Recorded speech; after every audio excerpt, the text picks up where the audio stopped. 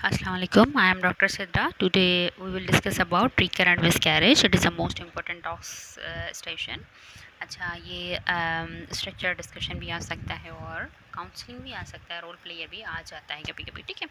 अच्छा तो सिनेरियो है 26-year-old patient having a 3 missed miscarriage and all are spontaneous conceptions, ठीक है। So now she is present with the 10-week gestation age. How will you proceed this patient?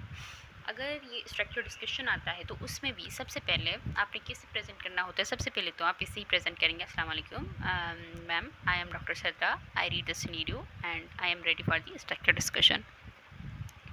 तो structure discussion में भी सबसे पहले आपने हिस्ट्री में सबसे पहले आपने बायोडेटा ही पूछना होता है। अगर पेशेंट का नेम, एज और जो जो हिस्ट्री में चीज़ें मेंशन है वो तो आपने मेंशन नहीं करनी होती, बट जो चीज़ें मेंशन नहीं हैं तो मोस्ट इंपॉर्टेंट उसमें क्या है? पेशेंट की एजुकेशन, उस नेम, एज और अच्छा उसमें हस्बैंड की भी एज आप पूछ सकते हैं और उसकी मैरिज कौन सी है, ठीक है। कज़न्स मैरिज तो नहीं है क्योंकि ज़्यादातर ये भी इसका रिस्क फैक्टर है कि कज़न्स मैरिज में मोस्ट कॉमन है मिसकैरेज, ठीक है।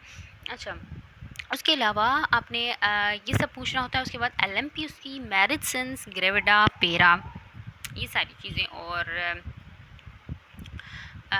ये सारी चीज़ें आपने बायोडेटा में पूछनी होती हैं, ठीक है। सो अगर ये स्ट्रक्चर डिस्कशन हम पहले करते हैं, साथ साथ में आपको रोल प्लेयर और काउंसलिंग स्टेशन भी ही ऐसे ही होता है, साथ साथ बताती जाऊँगी, ठीक है। अच्छा तो सबसे पहले ma'am I will ask her about her name, her age and her education. I will ask her about her LMP, I will ask about marriage since and her gravida, pera, and ma'am, I will ask about her, is it her cousin marriage or not, and I will ask her about her miscarriage, at which trimester she has a miscarriage, is it spontaneous miscarriage, is it a painful miscarriage or not, is the fetal heart sound has been positive in ultrasound before the miscarriage or not, is any histopatho report has been sent after the miscarriage, and what is the result of this histopatho report, क्योंकि ज़्यादातर ये जो miscarriage होते हैं first trimester में जो होते हैं वो क्रोमोसोमल एब्नॉर्मलिटीज़ की वजह से होते हैं। तो हिस्टोपैथो रिपोर्ट के बारे में ज़रूर पूछना होता है। आई will also ask about her blood group, ठीक है, क्योंकि आइसो इम्यूनाइजेशन की वजह से हो सकते हैं। What is the gap between two miscarriage, and I will also ask about her last abortion date. अच्छा उसके बाद आपने सबसे पहले बायोडेटा पूछा और जो उसकी प्रेजेंटिंग कंप्लेन है उसको आपने थोड़ा एलोबरेट करके उसके बारे में पूछ लिया, ठीक है। अच्छा उसके बाद आप पूछेंगे उससे,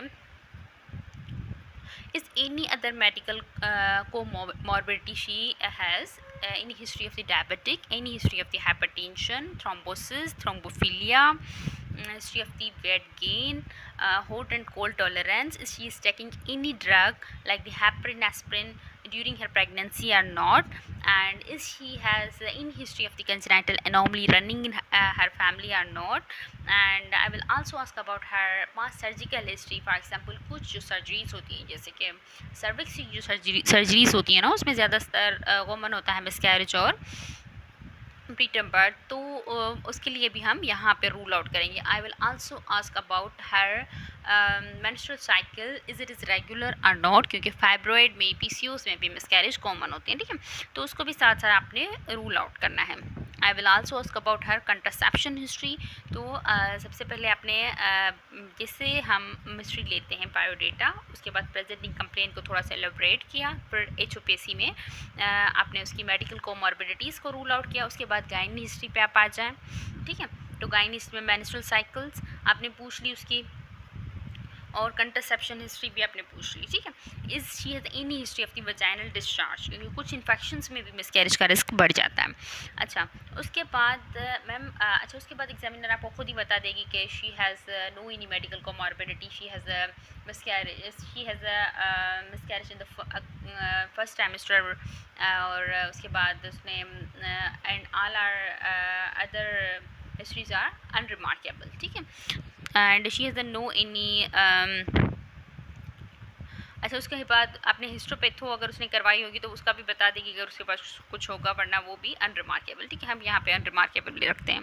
अच्छा, उसके बाद after completing my history I will proceed for the examination. I will do her general physical examination. I will check her BMI. I will check her vital, her blood pressure, her pulse, respiratory rate, temperature. I will do her thyroid examination, and I will look for the anemia, and I will do her per abdominal examination to assess any mass. If she has complaint of the vaginal discharge, then I will do her per speculum examination to rule out any infection.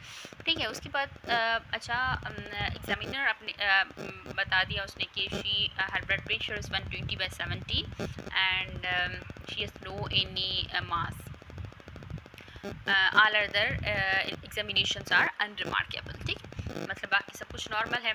अच्छा, उसके बाद ma'am I will send her investigation, I will want I will send her all baseline, her CBC, blood group, virology and urine DR, and I will also want her dating scan, and if her EPLA workup has been done, then I will also want this, ठीक है।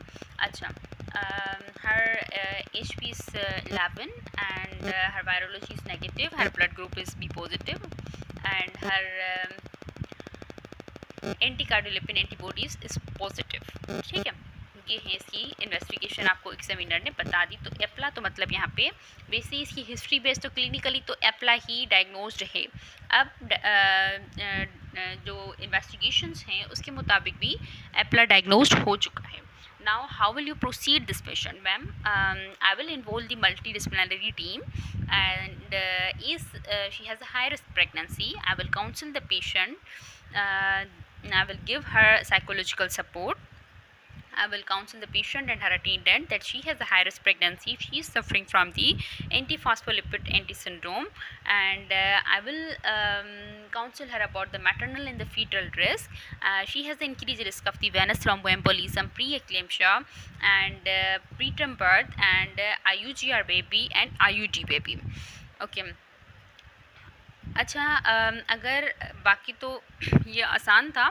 अच्छा, यहाँ पे अगर role play station है तो उसमें आपने पेशेंट को कैसे बताना है कि मैं आपको ये बताना चाह रही हूँ कि आपकी प्रेगनेंसी, आपका जो हमल है वो हाई रिस्क है। हम अपने माहिरीन डॉक्टर को इसमें इन्वॉल्व करेंगे। क्यों? अच्छा, वो पूछ सकती है ना कि बाजी एप्ला क्या होता है। अच्छा, ये एक ऐसा मर्ज़ है जिसमें हमारे खून में कुछ गुठलियाँ बन जाती हैं, जिसकी वजह से खून बच्चे तक नहीं पहुंच सकता। उसकी वजह से बच्चा बढ़ता नहीं है, वक्त से पहले ज़ाया हो जाता है, कभी कभी बच्चा पेट में ही मर जाता है, ठीक है। तो इस तरह से आपने उसको काउंसल करना होता है। Okay, but the treatment is available. Ma'am, I will start the aspirin and the heparin from now up to the 34th week of the gestation. I will give her folic acid. I will keep the patient out of the frequent antenatal visit. I will do her serial growth scan because these patients have the increased risk of the IUGR, and at the 26th to 28th week of gestation I will do her Doppler, umbilical artery Doppler, and my aim is to prolong her pregnancy. I will deliver it by the vaginally if there is no any other obstetric indication in the consultant led unit, ठीक है। अच्छा, तो इस तरह से आपने पूरा बताना है, ठीक है। Thank you.